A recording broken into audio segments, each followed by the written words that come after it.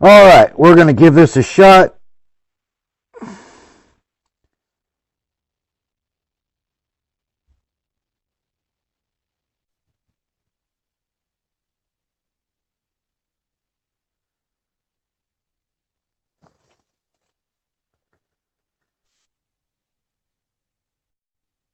Good morning. Good morning. All right. So we'll do this take two. Welcome to Facebook Live with Steve Ball. Look, I know your voice is going. I know your voice is going. You got laryngitis or something going on, right? Yeah. Okay, we'll try to keep this quick on you. Look, you were describing to me this terrible, violent assault that you with your ex-wife, and you have children in common with, and oh my God, there's drugs involved, everything. And I know from talking with you over the couple of years that I've known you for that, you've been engaged in this custody dispute, and that there's been CPS involvement. I know that you've been a victim of domestic violence by this individual in the past. I know that the court has belittled you. So you know what? Let's get into it. I know we don't have a lot of time this morning. I know that mainstream media is going to pick up the story. I wanted my shot to get this out there first so we can hear it directly from you, so that the information is not skewed or twisted or maligned in any way. Yeah. Go ahead. Let's hear how this went down. Oh, well, I got a call, in the morning, 6 in the morning. And sorry, everyone. I'm losing my voice. Like you said, I've said We're, this we're, story we're, so many we're, times now over the last couple of days. It's been, my voice is just going. But so I got a call at about 6 o'clock in the morning. It was frantic. I'm gonna evict my tenant or my tenants that live downstairs, and I want you here. And at that so time, your it was your her time. ex-wife calls you and says, "I want you to come over and help me evict the tenant." Well, she wanted me to be there for the kids, just to make sure in case the eviction went, in case the guy got violent with her or what have you. At least that's what she told me. But looking back on it now, I'm kind of seeing a different picture, and I guess I just didn't really notice it at the time. But she had her hair pulled up in a bun and looked like a ninja, and she had, she had already, in her mind, she already knew what she was gonna do. She just didn't share it with me. But but anyway, I've got two daughters over there, a 12-year-old and a 4-year-old, or did, at the time when I got the call. And I was like, well, yeah, I can come over. In my mind, I was thinking, yeah, I don't know why you're so frantic. I don't know, what's going on, but my kids are there, so yeah, I'll come over there and sit with them. No big deal, and make sure that they're safe and I can watch them while you do whatever, your business. And so I went over there, and she wanted me to change the locks out on the house and a couple other things too, just handyman stuff. Once they were kicked out. But once the roommate's girlfriend came upstairs with her kid, she I was staying on the other end of the house, and she was at the top of the stairs, and she started waving for me, like, frantically, kind of like, to come here, hurry up. So I was like, I mean, I had no idea what was going on or whatever. So I got up, and I broke my back last year, so I don't get around too Right? fast. Yeah, yeah, I remember that. So she went down the stairs, and I started walking across the living room and through the kitchen and got to the top of the stairs, went down the stairs, and I get down in the basement where she's subletting it out to these other people, and she's swinging an Easton baseball bat. Um, After I turned the corner and saw what was going on, it was, I mean, I saw her hit him about 20 times. The guy was laying in bed sleeping till she hit him, and obviously woke up and started screaming, and she kept hitting, and I kind of froze up for about 8 seconds or so, because I just my brain couldn't process what to even do right then. And and then I don't know, 5 to 8 seconds went by, and I started yelling at her, Elizabeth, stop, Elizabeth, stop. And she hit him a couple more times and then stopped, and I got her upstairs, and then I got his girlfriend to go down and check on him, and then I was looking up on my phone for the Baker dispatch number, so I could get medics coming and whatever, and walked back downstairs, and his girlfriend was down there, and she already had her phone to her ear, and she told me, that the police are on their way. I said, okay, well, I don't need to call them. So then I walked out the back door and walked around front, and met the police officer, gave him kind of a quick rundown of what happened, and then got him into the house, and then she got clinked up. So now is it? I mean, not that it's your responsibility to know, and we're not going to say any names here, but is it true that she also has an infant child? Yeah. When I broke my back, she cheated on me and got pregnant, and I'm not sure exactly how old the baby is, a couple months old maybe. And Did this roommate threaten her in any way? Did this roommate threaten her life in any way? Did this roommate? the roommate wrecked her car, was stealing stuff from her. I mean, he's a meth addict, but she knew that when she let him into her house too. So I don't know. I mean, I don't live there. Obviously, I'm divorced from her, and I don't know everything that's gone on. But I know he's not a great guy either. But Probably didn't deserve that. no, no one deserves you. I mean, you can't just go break the law like that. And I mean, there is no justification for that. I mean, if you do something like that, you pretty much know you're going to jail for a while. No kidding. And that's where she's at right I mean, now. She's currently in jail. yes, correct. And you She's on guys $150,000. She's wow, on yeah. $150,000 bail. And see, you guys have had domestic issues between you, and the court minimized those issues. Is that true? Yeah, The court didn't listen to your pleadings. Is that true? correct. You And cited that I mean, she held a shotgun to you at one point. yeah, she did. And that resulted in my kids being taken away from both of us for 5 months because CPS said that I was at fault for letting the kids see her pull a shotgun on me because somehow I have control over that. Oh, Jesus. Oh, Jesus. Okay, so where you're at now with social services, has social services made contact with you or your children at this point? Yeah, they made contact with me yesterday, and I basically told them, I said I'll cooperate where I have to, but I'm not part of this investigation. I don't want to be part of it. And I said, when the girls are here, there haven't been any problems. I'm not married to that woman anymore, and her actions do not represent my actions or my will. And they basically, I mean, they went from saying we're going to come by and do inspections on your house randomly. They changed from that after I told them that I didn't want to be part of it. I had nothing to do with it. They changed from saying that to saying, well, we'll call you next week, and we just want to make sure the kids are okay, and we're not going to come by your house, and if we do, we'll call beforehand, and so they changed their tune pretty quick. Was there any contact between you and maybe any drug enforcement task force? I mean, clearly this person you said is a meth addict.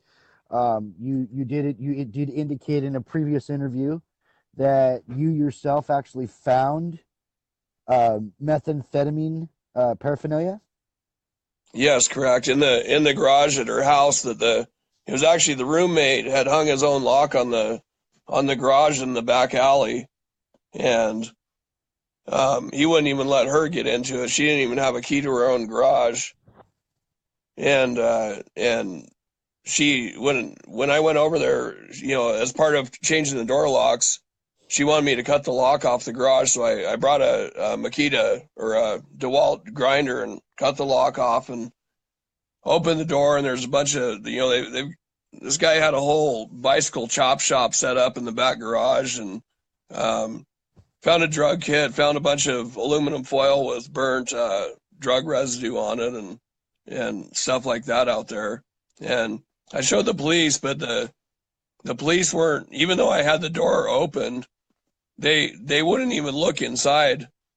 They didn't even want to see inside because they didn't have a warrant.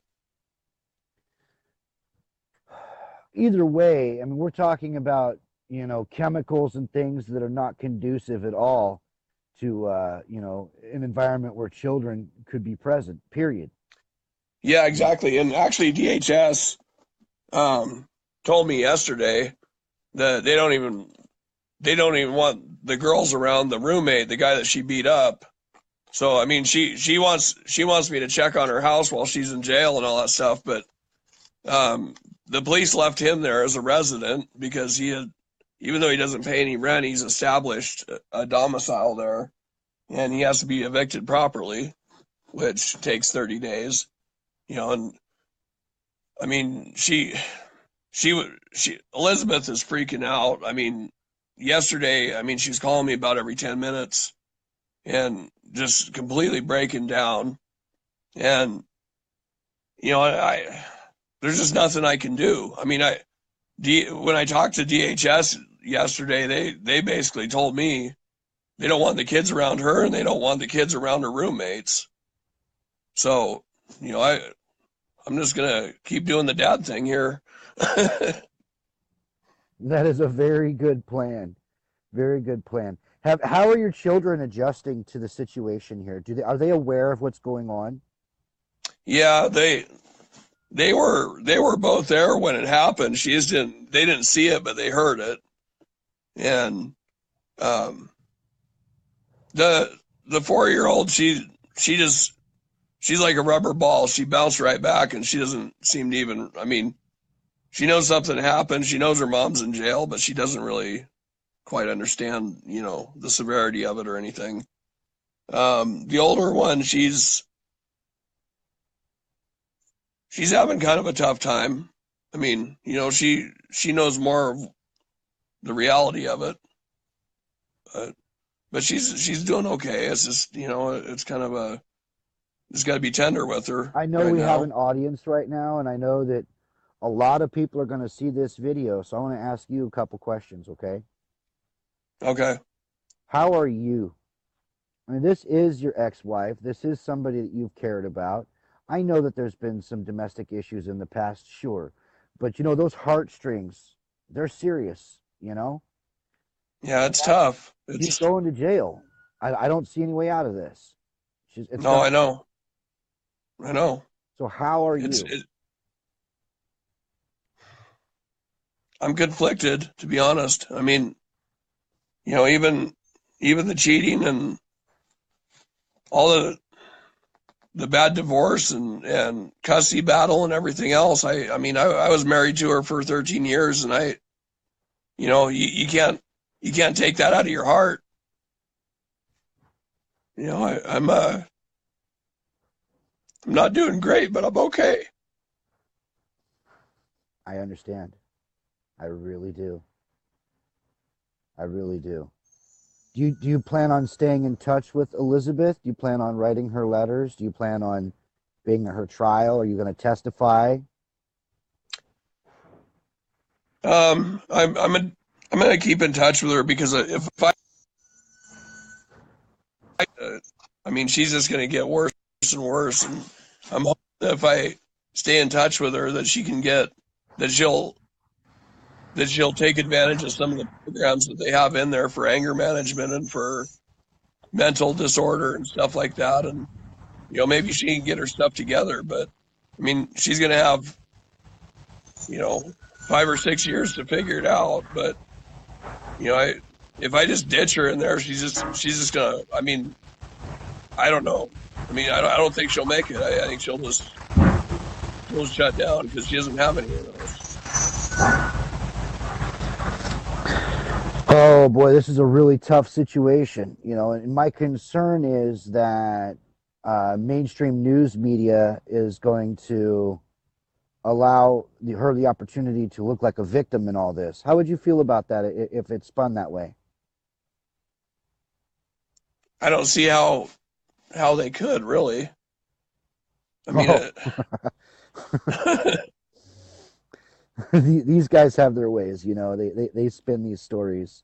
They really do. And then, see, that's what I want to do here is get this straight story from you, put it out there for the people to hear that domestic violence does happen. It is reciprocated by women. There are programs that exist, but in this case, she single-handedly did more destruction to her family in one moment, than you did in 13 years, and the court can't see yeah. that. Well, and I never laid a hand on her. The only thing I ever did was grab the shotgun out of her hands when she was about to blow my head off with it. But I never hit her. I never participated in any of the domestic violence. I just kind of had the mentality. I'm a construction worker, or I was before I broke my back, and I just a guy. I was like, well, it's just my job to put up with some Italian lady that's throwing her hands around at me, and never got hurt that bad. So what I don't know. I just kind of put up with it and dealt with it, and but by facilitating that, she just kept getting worse and worse instead of understanding the first time that she laid a hand to me, I should have had her in jail then. And she wouldn't be in jail right now for what she did. I mean, she could have gone to jail for maybe a couple days or whatever for a simple domestic and been on probation and gotten the counseling that she needed. But instead, I just put up with it, and it became part of her culture, to be violent, and and then it kept getting worse and worse. I don't know. So, for anybody interested in seeing the articles that's going to come out on mainstream, could you go ahead, because I know your voice is going, I can hear it. Could you go ahead and tell them how to find that story that's coming out, and lead them to the truth, if you will? Yeah, the Baker City Herald is publishing the story today, and I haven't made it to the story yet. But when I get down there, we just have a weekly. Every Wednesday there's a paper, and that's all we have in this town. But it's out today, and when I make it to the store, I'll take pictures of it and post it on online also. There's a comment rolling in, and I'm going to reiterate it too. Don't blame yourself for this. Don't take that upon you. This is done by somebody else. This whole thing, I mean, and I know you're going to go through an emotional roller coaster with the kids and their stability, and and I know you're going to want to take the kids to go visit and this, that, and the other. Um, it's really easy to start taking this upon ourselves. It is. And I'm going to agree with Lori, and I'm going to say, don't blame yourself. You didn't do this. You didn't swing that bat. You know, you were being her friend even after all this, by even going over there and offering to help with what little you could. That's called being a friend. Yeah. You know that. Well, I was also, I mean, I was being a friend, but I was there mainly as a dad because my two daughters are over there, and my two daughters are all I have left. And even if I just stand there as a bodyguard for them, you know, that's what I was there for. Well, you got the oldest one in school right now today, correct? Yeah, and the younger one's going to be going to school. She doesn't go to school till afternoon, so Right, right, right. So there's gonna be some conversations, some questions. Things are sinking in, we here in the movement, we wish you the very best. Don't be afraid to reach out. Don't be afraid to talk to these people. You're not alone. Going through this, and even she. I mean, you know what? For what it's worth, when she goes through and she gets the counseling and she gets the assistance, whether it be emotional, mental, whatever health, the services that she needs, encourage her to take advantage of the programs that she's going to have at her opportunity, no, opportunity to complete. Go I ahead. have been. I mean, I was talking to her yesterday quite a bit, and I mean, it that's what I told her. I mean, that's exactly what I told her. I said, you're going to be stuck in there for a while. Take advantage of the good programs that they have, and work on yourself and try to, take. I mean, I just said, you come out of there a better person. You're stuck there anyway. You might as well take advantage of the good aspects of it. And I mean, she's either going to come out of there fixed or she's going to come out of there completely broken worse. So how many days have you had since this event happened and between this event and this interview? Um, it 2 wasn't days? yesterday morning. It was the morning 2 days ago. So you've had 2 days. That's not a whole lot of time to take everything in, to realize the totality of the situation, because there's going to be a whole bunch of unforeseen things headed your way. They're going to be hard for you. So I encourage you to encompass yourself with your support network, whether that be family or friends or church life or however you're going to go about that. Encompass yourself with clean and sober people who are forward thinking and that can help you get through these hard times. And I'm telling you, there's going to be things that are going to be unforeseen coming your way, and it's Yeah, going I to be a know. shocker to you. Um, Encompass yourself with good people, grounded people, people that are kind of rounded by the world and understand that things are just going to be hellacious for you and they're going to stick with you. Do the whole Jesus thing. Don't just walk with me 1 mile, walk with me 2 miles. Those are the kind of people you're going to need in your little circle right now. Anybody My else my is go my ahead. Christian my Christian faith has been the only thing that's gotten me through these last 2 years. I'm not going to give up on it now. I'll tell you that. Oh yeah, this is going to be it's going to be something that tests you in every way. But I think you can overcome it. I think you can. I think you can overcome this for your children, for the sake of your kids. I think you know, being a good moral compass for your ex, that's going to help her in the long run. Yeah. In 13 years, that's really hard to just brush away for anybody. I don't care what the circumstances are. That's 13 years of Christmases and Easters and vacations and I mean all the sweet nothings and the the Valentine's cards and everything. That's a long time. That's a lot of heartstrings there. And it's going to be tough. I understand that. It's going to be tough. But you can overcome this, And this story is absolutely terrible. Um, are you considering any I mean with the drugs and this that and the other, any testing for your children at all to see if they, have residual like in their hair or anything like that? Are you considering any testing like that? I haven't really thought about it too much because at least they were at least they were good enough to do their drugs out in the back garage where the kids weren't at. Um, but the guy that she was dating, I had to take my 4 year old in to get a rape kit done a couple weeks ago because there was the babysitter that was watching her um, found her locked in a room with Elizabeth's boyfriend, locked in the bedroom. Couldn't get her out for about an hour, and she called me and wanted me to go get a rape test done.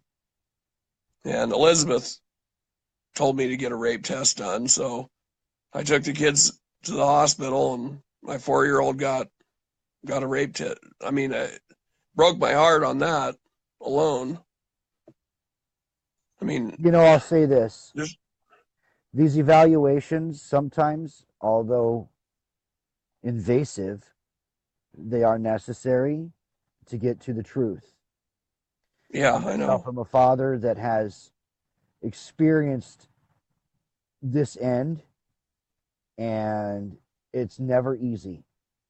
But you remain faithful, you remain strong. Sometimes you have to open your heart up to that circle of people that encompasses, you know, your strong moral character and your strong moral values. And, you'll get through this, and so will they. At her age, if nothing has actually happened to her, she will be okay. As far as she knows, it's a checkup to make sure her body is going to be safe. Yeah, Um, we're hoping that no disclosures are necessary, and we're hoping that this child of yours is in perfect, 100% amazing health. We are yeah. hoping I, that I for don't you. think I don't think that anything actually happened, but I think it was about to. Mm, mm. And that's part of that's the hard part for me is, your a father's instinct is to go out and protect his daughter at any cost. But I have to think about I got to be here for the girls too.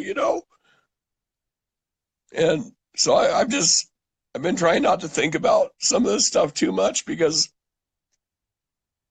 I have to keep my mind focused on just being here to raise those girls.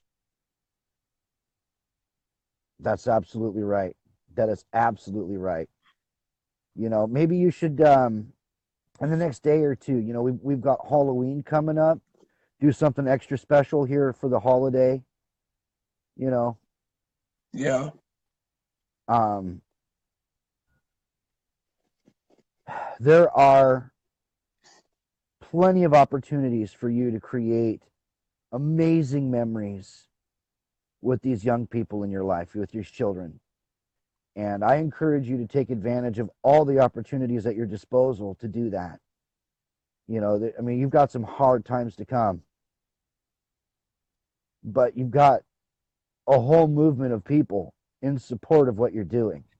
And yeah. we're The not thing that the against thing that we're not against her. We are against her actions, but we're not entirely against her. All we're doing here is illustrating that these things happen on both sides. You well, and know, the thing that bugs me the most is that I've been telling the authorities for the last 2 years that something like this was going to happen with her. She has a mental problem and she needed help. She wouldn't get the help on her own. And all these actions have happened over the last couple of years that have been indicators. And maybe just because I've been with her so long, I know her so well that maybe I was the only one that saw it. But the authorities, they just kept saying, well, we can't do anything.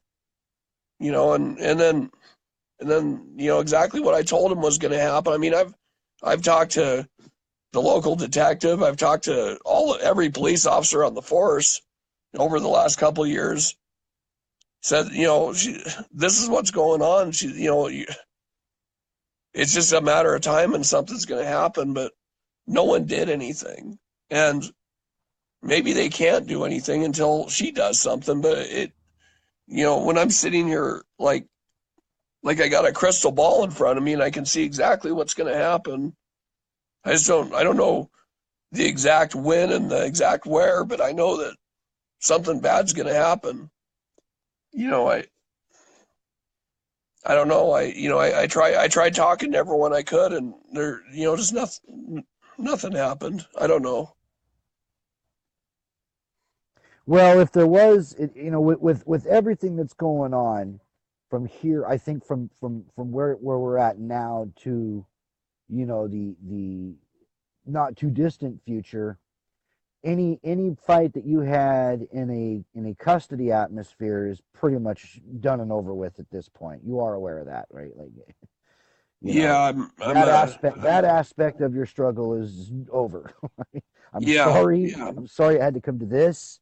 If you there's know. anything that's good that came out of this, I guess that's it. But Um, um, if I were you, I would probably start filing if there's any child support that's being traded off. I'd file for modification, immediately. You know, I've got my lawyer working on papers to finalize everything and full custody and all that. there's a comment coming in, and we're just going to clarify that. Yes, I believe that his complaints were documented, although they fell on deaf ears. Yeah, correct. So it's not like you had all this great wealth of information and didn't share it with the authorities. It's that the authorities failed. I mean, they dropped the ball somewhere along the way.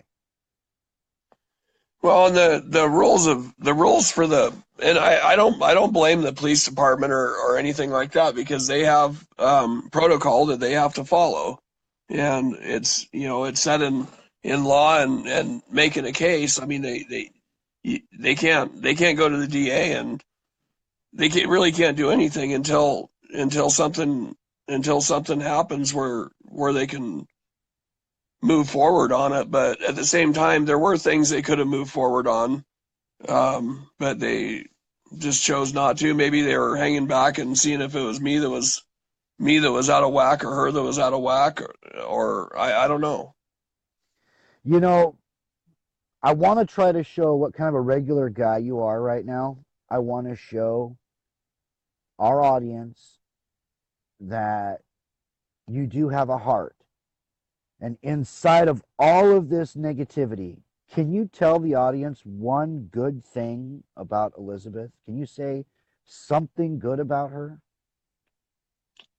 She's the mother of my children, and I I still love her, even though everything that has happened in the last couple of years. She was my wife for 13 years, and I was madly in love with her.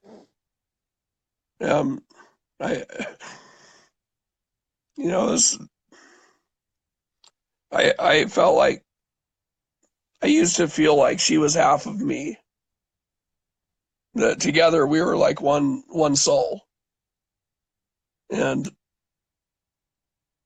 it's been rough just having half of the soul.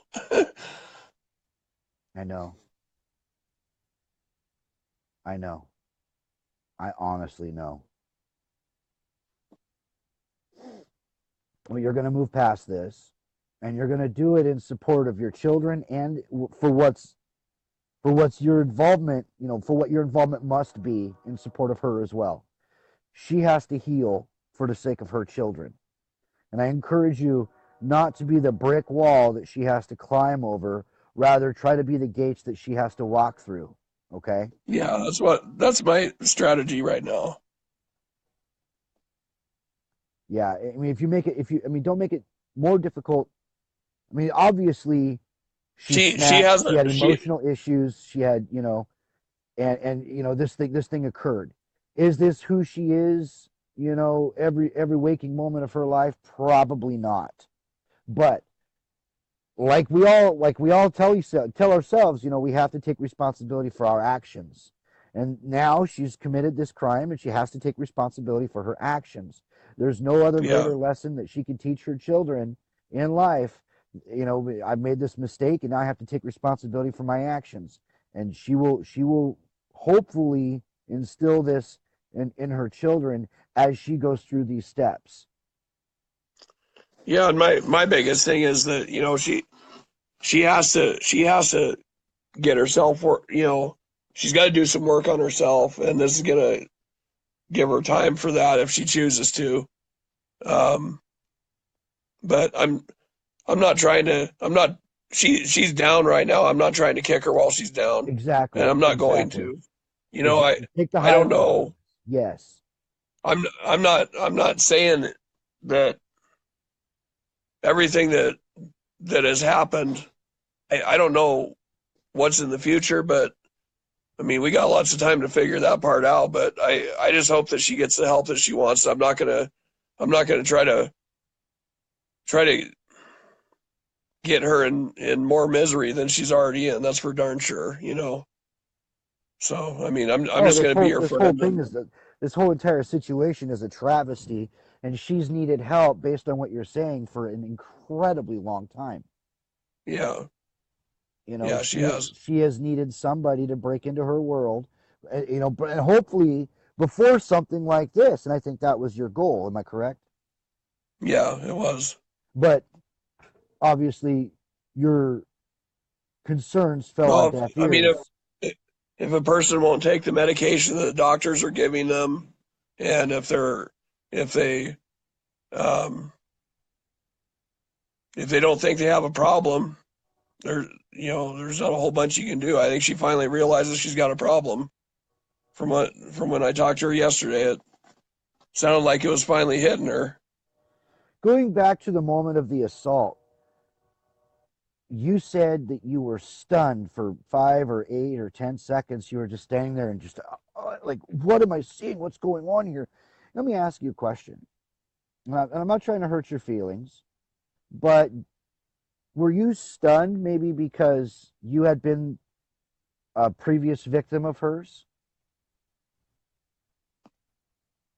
Possibly, I never got attacked like that, but but yeah, I don't know. I never thought of that. Something definitely to reach out and maybe talk to a counselor about.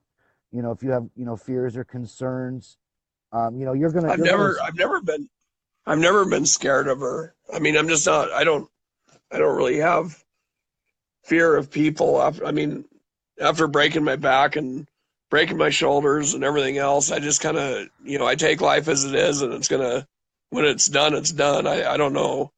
I don't walk around scared of stuff. I don't, I'm not a, I'm not, I'm not worried about, I don't know. It's hard to explain, but at a certain point, I just kind of got this life is life, and I'm not going to go through it scared of getting hurt or anyone doing anything to me or whatever. I'll take care of my business the best I can, and um, and that's it. So I don't really have any kind of fear or anything like that. But Well, moving into the future, and I'm gonna kind of cut this off here in a second. Um, moving into the future, you have plans to allow visitation with the biological mother and the children.